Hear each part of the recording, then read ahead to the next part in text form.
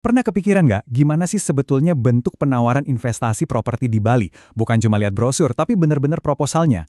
Nah kali ini kita bakal bedah tuntas sebuah studi kasus langsung dari Bali, slide per slide buat ngeliat apa sih yang bikin penawaran kayak gini tuh menarik. Yuk kita mulai. Jadi pertanyaan besarnya kan ini, apa sih yang bikin investasi properti di Bali itu beda dari katakanlah Jakarta atau kota besar lainnya? Apa cuma soal pemandangan pantai aja? Nah, buat jawab itu, kita akan lihat sebuah contoh kasus yang sangat nyata dari daerah Sanur.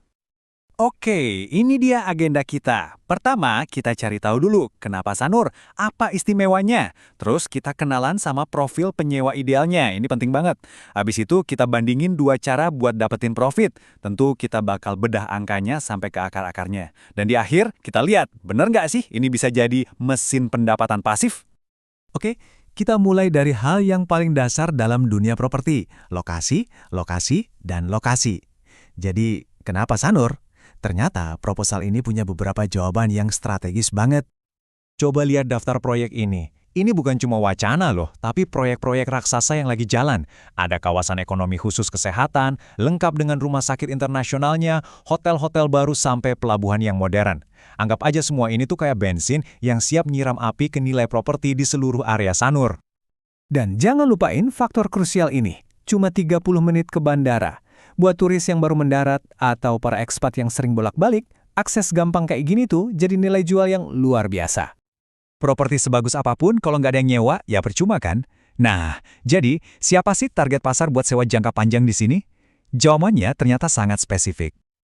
Targetnya bukan sembarang turis, tapi para manajer dan profesional ekspatriat. Kuncinya, kedekatan lokasi dengan Sekolah Internasional GIR Mika. Inilah yang menciptakan sebuah ekosistem di mana permintaan sewa dari keluarga ekspat jadi cenderung sangat stabil. Dan detailnya makin menarik loh, uang sewa seringnya dibayarin langsung sama perusahaan mereka. Artinya arus kas buat kita sebagai pemilik jadi lebih pasti. Bahkan sampai ke detail kecil kayak gini, penyewa dari Jepang itu wajib hukumnya punya batap. Ini nunjukin kalau riset pasarnya bener-bener dalam. Oke, lokasi udah, target penyewa udah. Sekarang bagian yang paling seru. Gimana cara ngasilin duitnya?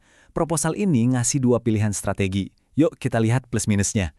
Di satu sisi, ada jalur yang aman dan stabil, sewa jangka panjang ke perusahaan.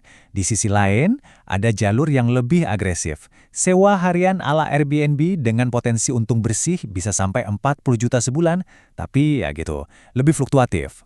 Menariknya, kita sebagai investor dikasih pilihan, mau ambil strategi yang mana.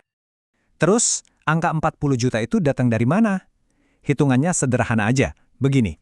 Tarif per malam kita set di 3 juta. Anggap aja sebulan itu keisi 20 malam, nggak usah penuh-penuh. Dapat omset kotor 60 juta. Nah, setelah dipotong biaya operasional sekitar 20 juta, ketemulah laba bersih di angka 40 juta. Simple kan? Dan sekarang kita masuk ke jantung dari semua ini, duitnya. Gimana sih simulasi pembeliannya menurut proposal ini? Mari kita pecah bareng-bareng angkanya. Oke, ini dia rinciannya. Harga propertinya 2,9 miliar, DP-nya 10%, jadi sekitar 290 juta. Terus ada biaya tambahan 900 juta, ini buat apa? Ini udah mencakup semuanya, furnitur lengkap, biaya notaris, pajak, sampai asuransi. Jadi total modal awal yang harus kita siapkan adalah 1,2 miliar. Sisanya bisa pakai KPR dengan cicilan kira-kira 20 juta sebulan. Jadi kalau mau disederhanakan, angka kunci yang perlu kita ingat ya ini, 1,2 miliar rupiah. Itulah total dana awal yang dibutuhkan untuk bisa masuk ke investasi ini. Nah, ini dia klaim yang paling kuat, yang bikin penawaran ini jadi game changers. Cukup dengan 10 malam aja terisi dalam sebulan, cicilan KPR kita udah lunas. Artinya apa? Hari ke-11 dan seterusnya itu udah murni profit yang masuk ke kantong. Titik impas atau break-even point-nya rendah banget. Biar lebih kebayang, coba kita lihat grafik ini. Batang pertama itu pengeluaran kita, yaitu cicilan KPR sekitar 20 juta rupiah. Batang kedua itu pemasukan dari 10 hari sewa, jumlahnya pas buat nutupin cicilan. Nah, batang ketiga ini adalah potensi profit bersihnya kalau properti kita keisi 20 hari, yaitu sekitar 40 juta rupiah. Jelas banget kan perbandingannya? Oke, bagian terakhir. Mari kita lihat gambaran besarnya. Apa sih tujuan akhir dari semua ini? Proposal ini ngejual sebuah konsep yang keren, mesin pendapatan pasif. Maksudnya apa tuh? Gampangnya gini, mesin pendapatan pasif itu adalah aset yang kerja buat kita, bukan kita yang kerja buat aset.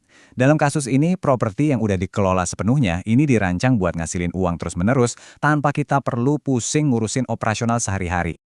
Jadi, ini dia rangkuman nilai jualnya. Pertama, untungnya double, dapat dari hasil sewa bulanan dan juga dari kenaikan harga propertinya nanti. Kedua, imbal hasilnya jelas di atas deposito bank. Ketiga, semuanya udah diurusin, jadi benar-benar pasif. Dan yang terakhir, ini yang paling kuat, daya ungkit. Dengan modal 1,2 miliar, kita bisa menguasai aset yang nilainya hampir 3 miliar. Setelah kita bedah semua detailnya, kita jadi sampai di satu pertanyaan terakhir yang cukup provokatif. Dengan potensi arus kas bulanan yang kuat, ditambah kenaikan nilai aset, jangan-jangan properti investasi semacam ini adalah bentuk baru dari rekening tabungan dengan bunga super tinggi? Sebuah pemikiran menarik untuk kita renungkan.